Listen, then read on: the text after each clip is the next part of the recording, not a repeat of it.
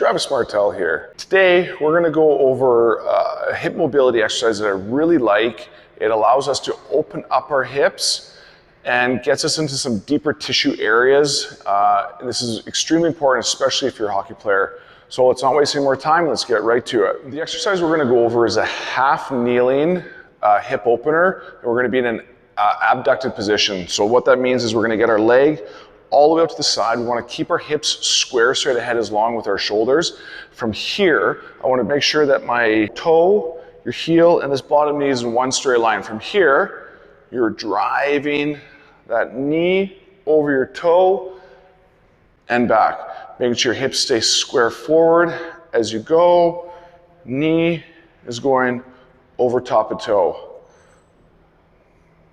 As I'm going over top, keeping my hips and my shoulders square forward. So nice and gently driving that knee over top of my toe.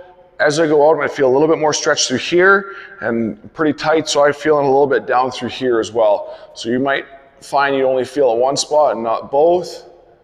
So it all depends on how tight those hips are. So nice and easy, you're driving out and coming back. Make sure you're performing both sides. So once again, a setup, knee through heel, through toe. Try and get this leg set up so you're at 90 degrees. Hips and shoulders are square forward.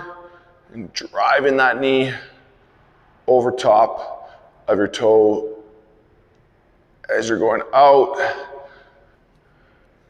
As you get out and you're at that end range position here, hold that for a good 2-second count and then come back out of it. Perform about 10 reps per side. Once again, depending on how tight you are, that will determine how many sets you're doing. It could be anywhere from 1 to 3 sets. This is a great warm-up drill to do before a lift, even a field day. It allows your hips to get open, get into some newfound territory during your lift. If you enjoyed it, please like and subscribe for more great training videos to help you become a better hockey player.